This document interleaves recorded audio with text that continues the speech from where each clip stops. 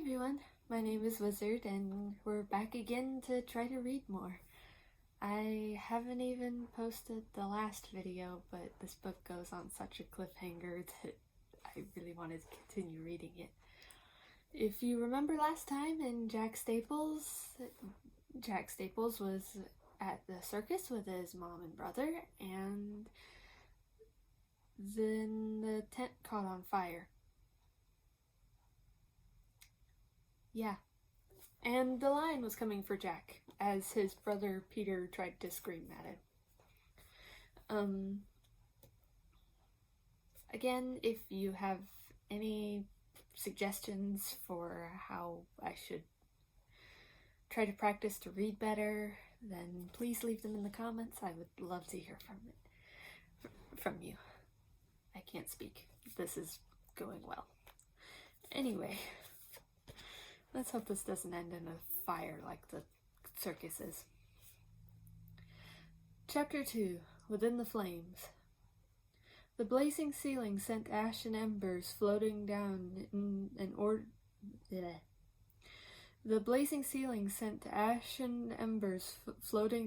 an otherworldly rainfall, yet Jack Staples didn't move a muscle. Utterly terrified, he sat alone on the hot, sandy ground in the center of the burning circus tent. The heat was blistering, the air shimmered, and the fire danced. Yet Jack could not make himself move. Suddenly, from somewhere deep within the flames came a voice that rasped with the sound of a freshly dug grave. "Come to me," it creaked. "You cannot hide forever." The fire was so hot, Jack was sure his skin would soon burst into flames. However, the voice was far more terrifying than mere fire could ever be. Once again it called to him. "You will not escape me," it rasped. "Together we will destroy this world, together we will destroy and awaken and rule this world. Destroy the awakened and rule this world. The prophecy demands it. You are mine." As Jack lifted his arms to shield himself from the voice, he thought he saw a bright and horrible something standing in the midst of the inferno. Yet when he looked again, there was nothing but raging fire.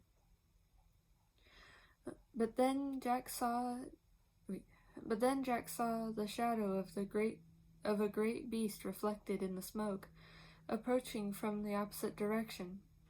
Fear gripped him as the shadow quickly resolved into one of the circus lions. The beast looked otherworldly, striding through the thick veil of ash and smoke. Large firebrands cascaded from the walls and the ceiling, yet Jack couldn't make himself move. Without slowing, the mighty lion stalked straight up to him and let out a fierce growl. It was the lion with the golden mane, and as it looked at Jack, its eyes reflected the light of the burning flames. The firebrands landed all around, and the smoke grew steadily thicker, but neither beast nor boy took notice. Both stared at each other as if in a trance. Ever so slowly Jack stood, tears streaming from his smoke-filled eyes, and his skin burned, but he didn't look away. Without thinking, he reached out and touched the beast's shoulder, tracing his fingers along the length of a small scar. And as he touched the mighty lion, it began to purr. For a long moment, Jack and the lion were completely still. Smoldering fragments rained down while flames hissed and danced. Finally, the beast let out a small sigh and glanced at the burning tent. Jack also looked. The blazing walls were both beautiful and terrifying. As Jack began to cough from the thick smoke filling his lungs, the great beast nudged him with its nose and inhaled deeply. Without warning, the lion let out a thunderous roar. The roar was so powerful that the force of it knocked Jack flat onto his back. Lying on the blistering sand, surrounded by the raging fire, Jack was sure he was about to die. And then it swaps over to his brother Parker Staples.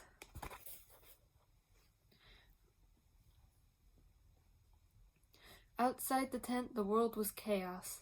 Full night had fallen, and in minutes after the fire erupted, a massive thundercloud broke overhead. Rain poured down, and lightning streaked the sky.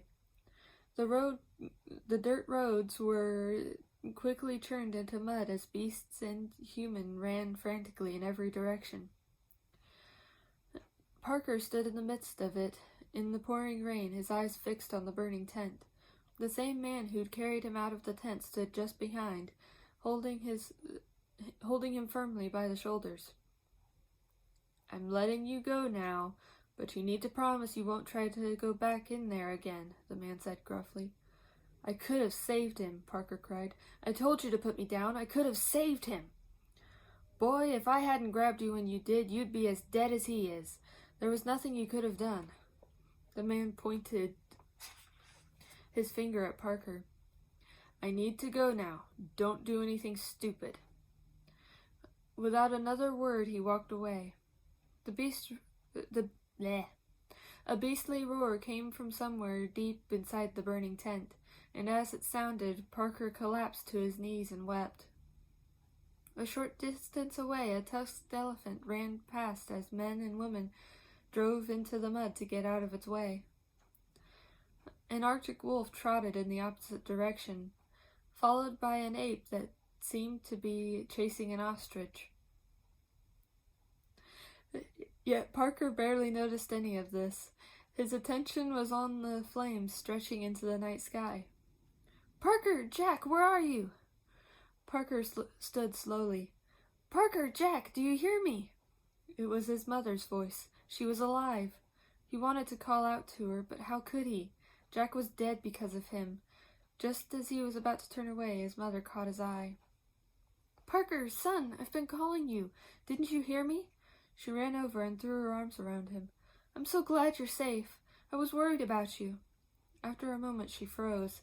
Keeping her hands on his shoulders, she leaned back. "Where is your brother?" Her voice was quiet, though still held the sound of alarm. Parker opened his mouth, but no sound came out. His mother's face shifted from alarm to horror as she dropped to her knees. Rain continued to pour down, and lightning streaked the night sky. Wild and exotic animals galloped and pranced all around, yet neither Parker nor his mother paid them any attention. Both just stared into the flames. After a long moment, his mother stood and placed a hand on his shoulder. "Your brother is not dead," she said, wiping tears from her eyes. "I will not believe it, and you mustn't either. He is the child of prophecy, and he will lead the awakened in the last battle. I do not believe this fire will kill him." Parker knew his brother was special, but as he watched the blistering flames rocket into the night sky, he couldn't make himself believe Jack was still alive. He didn't think anyone could survive that, not even the child of prophecy. It took 4 hours for the larger flames to burn out, and the sun had not yet risen when Parker's mother walked into the ashes. Red-hot embers covered the ground while small flames danced throughout. As the rain subsided, every drop sent smoke billowing upward. Silhouetted by smoke and flames, Parker's mother continued forward into the haze until the haze obscured her completely. Minutes passed. Parker began to fear for his mother's safety. He stood, nervously wondering if he should follow her in. "Parker, I need you," she called, her voice muted by the heavy haze. "Come, my boy." Parker darted forward, hope blooming in his chest. His feet warmed as the soles of his shoes began to burn.